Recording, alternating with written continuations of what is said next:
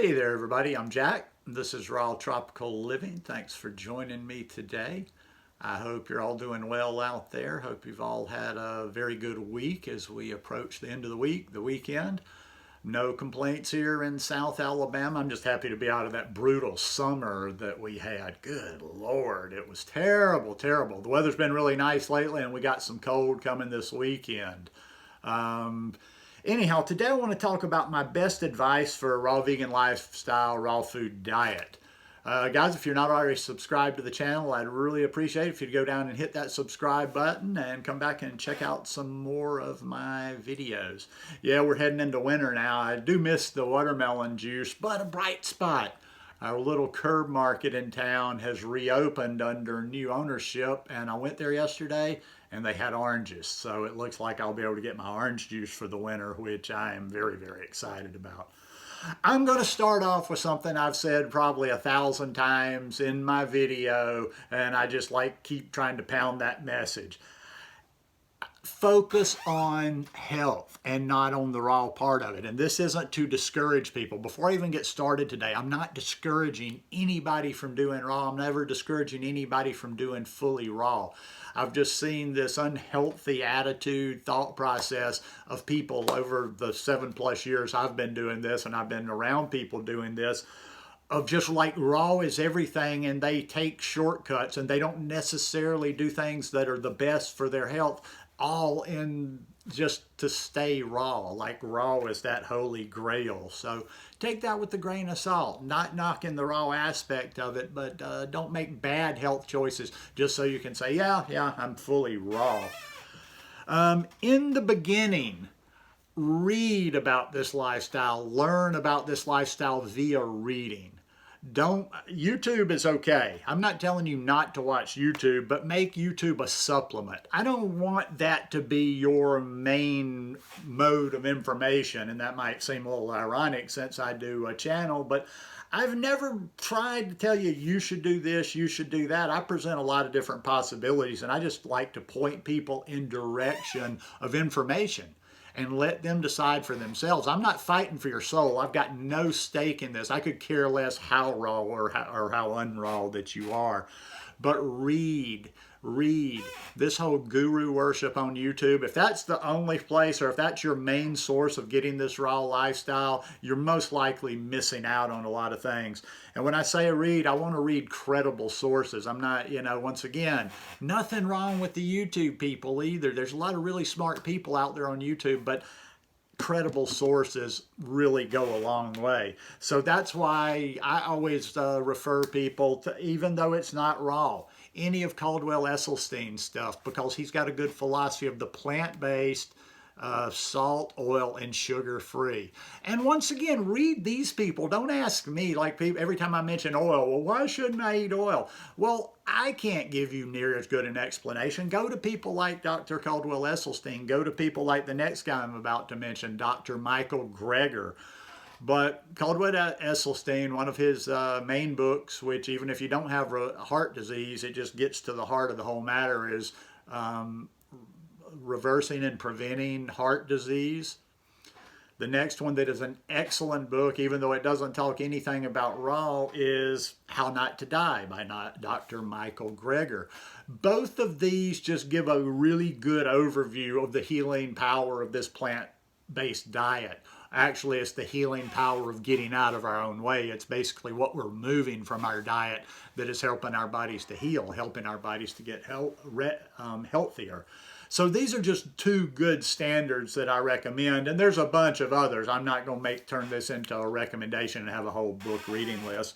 And then for the raw stuff, I totally recommend Becoming Raw by Brenda Davis and 80-10-10 by Dr. Douglas Graham. And once again, you don't have to agree with everything these people say. I don't agree with the whole 80-10-10 thing. Not down. I won't say I disagree with it. It's just that I don't follow every aspect of it. So much good information in there. So many good explanations in there, as there is in Brenda Davis's Becoming Raw. It's just, it'll give you a good fundamental, it'll give you a rational approach to this lifestyle. What I've seen the biggest problem is people follow these extreme messages.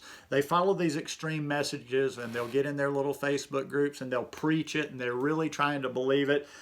And then when these extreme messages don't work, they overcorrect. They go in another direction that's not healthy either, because they've either gone uber restrictive on fat and they can't handle that anymore. Either they've restricted their calories or whatever or another.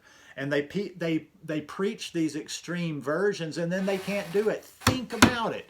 Think about it. Well, you may have had to been doing this for a while, but over 7 years, I've watched so many people tap out, and so many people that have tapped out and aren't on YouTube anymore and aren't out there preaching the word anymore are some of the ones that preach the most extreme version of it. They told you raw food is poison. They told you this and that. They told you blah, blah, blah, blah, blah. And I think their ego was so caught up in their image of like doing it this way that when they couldn't do it anymore, like I say, they overcorrect and they go to the far side, and then they actually even start preaching against a lot of this stuff. And it's, oh, this is bad for you, this is unhealthy, this is this or that. And no, it wasn't. It was just like you did something extreme, you did something that wasn't healthy, you tried to do something that was not sustainable, you wouldn't listen to people when they told you that, and now you're a little embarrassed. It's kind of like, you know, not a good vegan analogy, but yeah, it's kind of like you got egg on your face, like, you know, you're embarrassed because you said this was this, and now you got to go back and eat those words a little bit. One thing I always say, and once again, just so people will pay attention and listen to exactly what I'm saying, I'm not saying any of these things in and of themselves are bad, but beware when you hear these terms: cleanses, fast, detox. I can't tell you how much when I first started doing this lifestyle, all the content I was consuming, that's all it was about in the Facebook groups I was in. And you sounded like you were a little bit more in the know when you were constantly, hey, who wants to do a cleanse this week? Hey, who wants to do a fast or a feast? Oh, I'm detoxing. Now, what I started noticing, and in the beginning, this was kind of interesting, and I kind of bit on it a little bit and thought, okay, I might do one of these days. But what I started noticing after year after year after year went by is these people were always doing that. They were always doing another cleanse. They were always doing another fast. They were always detoxing. And I'm like, why? Why? If you're eating healthy, and I'll tell you why, and I've repeated this exact same thing thousands of times. Because they never learned how to eat. They were constantly yo-yoing back and forth on these cleanses and feast and fast and detoxes. Now, once again, and somebody will always bring this out, if you want to do a juice feast, I know a lot of people are into that philosophy of, you know, a food vacation, doing a juice feast or something to start your life. I don't, personally, because people I don't think they have the discipline or not ready to do it. If you can do it, it's a great way to cleanse your body out. Don't have anything against that. All I'm saying, listen closely, is eventually you can't live on a cleanse, you can't live on a fast, and you can't live on these detox protocols all the time. At some point, you are going to have to learn how to eat. You're going to have to learn how to make this lifestyle work by consuming food, by consuming an adequate amount of food on a regular basis, getting a variety of food, the fruits, the greens, you know, everything that we need in there. And make your own decisions. That's another thing too. When I say, every once in a while I'll get a troll comment, and it's usually on an older video, and they're telling me, why are you listening to this guy? Why are you following what he's... I've never told anybody, if you really pay attention, I've never told anybody, do this, follow me, eat like I do like I do, look at me, ooh, this is what you should be doing. All I want you to do, I actually want you to I want you to think. I want you to think for yourself. I want you to become your own advocate. I want you to make your own decisions. I just like to point people in certain directions. I kind of like think actually more as creating content. I curate content. I like to point people like I just did with the reading resources. Go check these people out. And I'm not even telling you to buy them hook, line, and sinker. I'm not telling you need to believe what I do. Educate yourself and make your own decisions though, but make educated decisions out there. And going back to Facebook again, another one that I deal with all the time. And I don't even, I'd probably do better on Instagram because the more questions you answer, the more things you respond to, the more engagement you get. It helps that algorithm. But there's just certain things I don't have the patience to respond to or answer. Well, I heard in quotation marks. I hate that when I heard or my friend says, look, stop listening to the village idiot in your local Facebook group or in this or that babbles this stuff. Stop listening to people that don't basically know what they're talking about. It's just kind of like, the loudest wheel, the squeaky wheel gets the grease. The person that's constantly babbling, you tend to listen to. But I hear this all the time. Well, my friend said, I heard this. I'm like, and you put relevance in this because what are their credentials? Why are you hearing this? Whatever.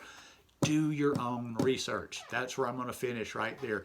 Do your own research. Make your own decisions. But spend a little bit of money. Get a book. Get a book. I understand that the YouTube videos are free and, hey, resources. I don't know how much, your resources or what you can spend money on.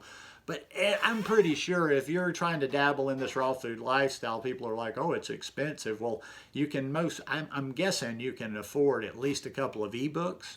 Spend $20, $30 on a couple of ebooks and get some real information. And don't make your whole education on this or how you make your decisions based on YouTube videos. I mean, listen, I tell people all the time, do not, I know who to send certain people to. I know people will resonate with. And people resonate with real sources. A lot of people are not going to resonate if you just say, hey, go check out this guy Jack, the guy with the long hair, the beard, whatever. A lot of those people are going to dismiss me just because. But anyhow, do it yourself. Be your own advocate. You're just as smart as anybody out there. Listen, I'm not the sharpest tool in the shed. I drank away more brain cells than most people have. And I've been able to stumble along, figure this stuff out adequately to the point where at 55, I feel great. So I'll end it there. Hope you guys enjoyed this one today. If you like it, please give me a thumbs up. And I'll see you again soon. Have a great day. Have a great week. And I love you. Peace.